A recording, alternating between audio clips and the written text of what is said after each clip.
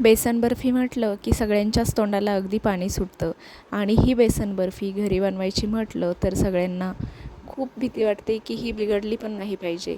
पण आज मी ज्या प्रमाणामध्ये बेसन बर्फी सांगते तशी बेसन बर्फी अजिबात बिघडणारसुद्धा नाही आणि अगदी मस्त लागेल. 1 महिनाभर टिकणारी ही बेसन बर्फी आहे. चला तर मग रेसिपीला सुरुवात करूया. इथे सगळ्यात अगोदर आपल्याला घरचं बेसन तुम्ही वापरलं तरी देखील चालेल. एकाच वाटीचं प्रमाण ठेवायचं आहे. तर एका वाटीमध्ये मी इथे 2 वाटी बेसन पीठ घेतलेलं आहे. तर याच वाटीने आपल्याला सगळे जे काही आपण पदार्थ यामध्ये घालणार आहोत ते मोजून घ्यायचे आहे. तर याच वाटीने मी 1.5 वाटी साखर घेतलेली आहे.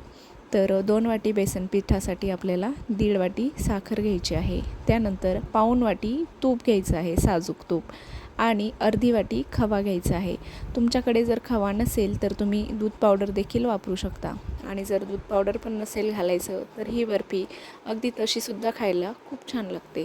तर एका कढईमध्ये मी जी 1.5 वाटी साखर घेतलेली होती ती टाकून घेतलेली आहे आणि त्यामध्ये आपल्याला 1 वाटी पाणी घालायचं आहे किंवा मग साखर बुडेल इतकं आपल्याला पाणी घालायचं आहे. त्यानंतर गॅस ऑन करायचा आहे आणि हा पाक सगळ्यात अगोदर बनवायला ठेवायचा आहे.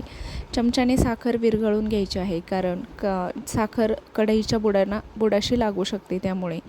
आणि त्यानंतर मी इथे कढई एक साईडने पाक ठेवलेला आहे आणि एक साईडने बेसन आपल्याला भाजायला घ्यायचं आहे. तर जे मी पाऊण वाटी तूप घेतलेलं होतं त्यातील अर्धं तूप मी या कढईमध्ये टाकलेलं आहे. त्यानंतर बेसन आपल्याला टाकून घ्यायचं आहे आणि बेसन आपल्याला चांगलं पेशन्स ठेवून खूप छान मंद आचेवर असं छान भाजून घ्यायचं आहे. अगदी खरपूस भाजायचं आहे. त्याचा सुगंध आपल्या पूर्ण घरामध्ये दरवळला पाहिजे या पद्धतीचं बेसन आपल्याला भाजून घ्यायचं आहे. बेसन भाजताना गॅस आपला अजिबात फुल होता कामा नये आणि पाकाकडेही एक साईडने आपल्याला लक्ष ठेवायचं आहे. तर मंद आचेवर आपल्याला कमीत कमी 12 ते 13 मिनिट हे बेसन छान असं हलवत भाजून घ्यायचं आहे. आणि बेसन आपल्याला कंटिन्युअसली हलवायचं आहे. मध्येच जर आपण तसं सोडलं तर एक साईडने बेसन करपण्याची शक्यता असते. त्यामुळे बेसन आपल्याला हलवतच भाजायचं आहे. आणि पाक जो आहे आपला तर तो आपल्याला 1 तारी बनवून घ्यायचा आहे. 2 तारी जर आपला पाक झाला तरी देखील चालतं, पण बर्फी आपली थोडीशी कडक होण्याची शक्यता असते. त्यामुळे आता पाक इथे आपल्याला चेक करून बघायचं आहे. प्लेटमध्ये थोडंसं पाणी घेतलं, त्यानंतर पाक थोडासा टाकला. पाक जर पसरला नाही आणि त्याचा थोडासा नॉर्मल गोळा बनला तर असं समजून घ्यायचं की आपला पाक रेडी झालेला आहे. किंवा बोटावर देखील चेक करू शकता. 1 तार जर आपल्या बोटावरती आली तर समजून घ्यायचं आपला पाक तयार झालेला आहे. त्या स्टेजला आपल्याला गॅस बंद करायचा आहे. त्यानंतर आता इथे बेसन थोडंसं अर्धवट भाजत आलेलं होतं. तर त्यामध्ये आपल्याला खवा ॲड करून घ्यायचा आहे आणि खवा अगदी आपल्याला पूर्ण त्यामध्ये विरघळला पाहिजे या पद्धतीने त्याला मिक्स करायचं आहे आणि पुन्हा आपल्याला त्याला छान भाजून घ्यायचं आहे. खवा टाकल्यानंतर कमीत कमी 5 मिनिट आपल्याला हे बेसन हलवत भाजून घ्यायचं आहे. कारण खव्याच्या ज्या गुठळ्या असतात त्या अजिबात या बेसनामध्ये राहता कामा नये.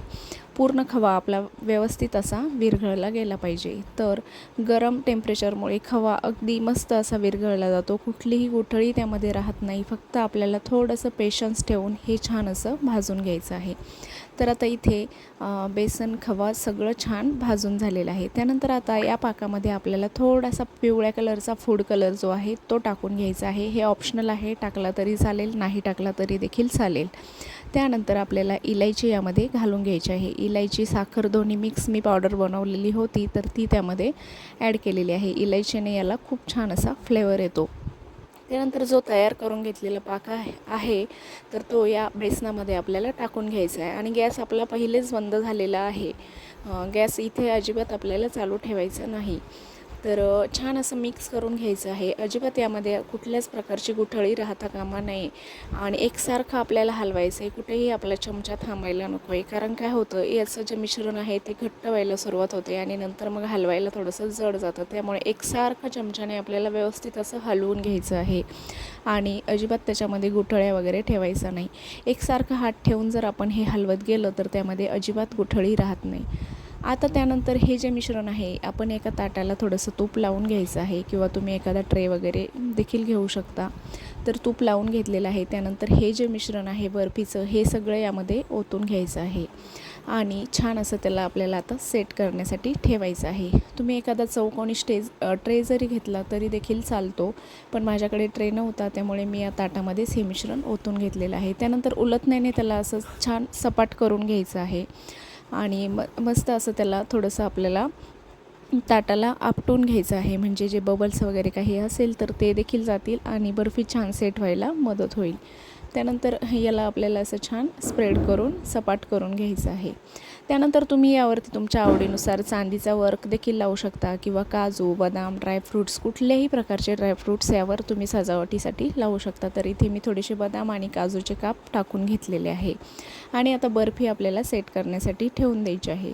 आता बघू शकता 1 तास झालेला आहे बर्फी बनवून, पण बर्फी आपल्याला जास्त कडक झाला कट करून घ्यायचे आहेत तर ते आपल्याला 1-1.5 तासानंतर लगेच करून घ्यायचे आहे. आणि ही बर्फी मी संध्याकाळी बनवली होती तर सकाळपर्यंत ही छान अशी सेट होईल, पण नंतर ती कट करण्यासाठी थोडीशी जड जाईल म्हणून अगोदरच आपल्याला कट लावून ठेवायचे आहे. आणि सकाळी ही बर्फी बघू शकता तुम्ही अशा पद्धतीने तयार झालेली आहे. अगदी मस्त मऊ झालेली आहे बर्फी, अजिबात कुठेही कडक नाही आहे आणि तोंडात टाकताच मस्त अशी विरघळती आहे. तर अजिबात हे प्रमाण घेतलं तर बर्फी आपली अजिबात बिघडणारच नाही, हलवाई स्टाईल बर्फी आपली तयार होईल. तर तुम्ही देखील याच पद्धतीने करून बघा आणि हेच प्रमाण ठेवा आणि छोट्या ज्या काही टिप्स सांगितलेल्या आहेत त्या देखील लक्षात ठेवा. अजिबात तुमची बर्फी बिघडणार नाही आणि बर्फी केल्यानंतर सगळेच घरातील तारीफ करतील. तर हा व्हिडिओ कसा वाटला नक्की सांगा, रेसिपी कशी वाटली आणि रेसिपी जर आवडली असेल, आपल्या चॅनलवर जर नवीन असाल तर नक्की आपल्या चॅनलला एक लाईक, शेअर आणि